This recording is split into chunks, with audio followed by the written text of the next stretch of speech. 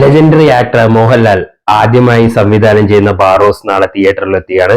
ബാറോസിന്റെ preview show തമിഴ്നാട്ടിൽ ചെന്നൈയിൽ വെച്ച് നടന്നിട്ടുണ്ട്. അപ്പോ അതിൽ ഉള്ള ഇൻവൈറ്റുകളായി വന്നവരുടെ റിവ്യൂ ഇപ്പൊ പുറത്തു വന്നിട്ടുണ്ട്. അപ്പൊ ആദ്യത്തെ റിവ്യൂ എന്ന് പറയുന്നത് ഇതൊരു മാസ് മസാല ചിത്രമോ അങ്ങനെയുള്ള ഭയങ്കരമായ സംഭവങ്ങൾ നിറഞ്ഞ ഒരു സിനിമയല്ല.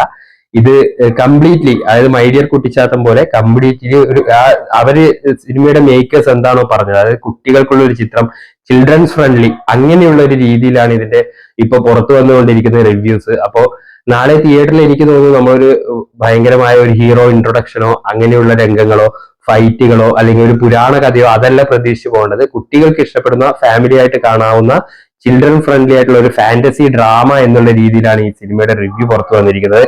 പിന്നെ അത് തമിഴ്നാട്ടിൽ നിന്നുള്ള ഒരു റിവ്യൂ കൂടിയാണ്. നമ്മുടെ ഇവിടുത്തെ നടന്മാരോ അങ്ങനെ കണ്ടിട്ടുള്ള ഒരു ഇത് പുറത്തു വന്നിട്ടുമില്ല.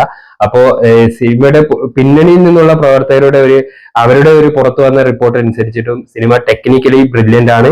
3D മൂവി എന്ന് പറയുന്നത് 3D ക്യാം യൂസ് ചെയ്തിട്ട്, ബാക്കി സിനിമകൾ 2Dയിൽ നിന്ന് 3Dയിലേക്ക് കൺവേർട്ട് ചെയ്താണെങ്കിൽ ഇത് കംപ്ലീറ്റ്ലി 3Dയിൽ തന്നെ ഷൂട്ട് ചെയ്തതാണ്. അങ്ങനെയുള്ള കൗതുകം നിറഞ്ഞ, ഫാന്റസികൾ നിറഞ്ഞ നമ്മുടെ ഹോളിവുഡ് ചിത്രങ്ങൾ, കുട്ടികൾക്ക് ഇഷ്ടപ്പെടുന്ന ഡിസ്നിയുടെ ഒക്കെ മൂവീസ് പോലെ അതുമായിട്ട് കമ്പയർ ചെയ്യല്ല, ആ ലെവലിലുള്ള കുട്ടികൾക്ക് ഇഷ്ടപ്പെടുന്ന, കുട്ടികൾ മെയിൻ ടാർഗറ്റ് ചെയ്തിരിക്കുന്ന ഒരു മൂവി എന്ന രീതിയിലാണ്. അപ്പോൾ ഇത് ഭയങ്കരമായ ഒരു എംപുരാനോ ലൂസിഫറോ അതുപോലുള്ള ഗ്രാൻഡ് സ്കെയിലുള്ള ഒരു യൂത്തിന് എന്താ പറയാ, അങ്ങനെ ആഘോഷിക്കാനുള്ള രംഗങ്ങളുള്ള സിനിമയല്ല, മറിച്ച് റിലാക്സ് ചെയ്ത് ഫാമിലി ആയിട്ട് കുട്ടികളൊത്ത് കാണേണ്ട ഒരു നല്ലൊരു സിനിമ. അത് പലരും എടുത്തു പറയുന്നുണ്ട്, ആ സിനിമ എൻഡ് ചെയ്യുമ്പോൾ നല്ലൊരു മെസ്സേജോട് കൂടിയാണ് സിനിമ അവസാനിക്കുന്നത്. അങ്ങനെയുള്ള മോറൽ സ്റ്റോറീസ്, കുട്ടികൾക്ക് പറഞ്ഞു കൊടുക്കുന്ന മോറൽ സ്റ്റോറീസ് രൂപത്തിലുള്ള ഒരു ഫാന്റസി ജോണറിലുള്ള ഒരു സിനിമയായിട്ടാണ് വന്നിരിക്കുന്നത്. പിന്നെ നമുക്കറിയാം ക്യാമറയിൽ സന്തോഷ് ശിവൻ, അതുപോലെ ലിഡിയൻ നാദസ്വരം, അതുപോലുള്ള ഒരുപാട് പ്രതിഭകൾ ഈ സിനിമയ്ക്ക് പുറകിലുണ്ട്.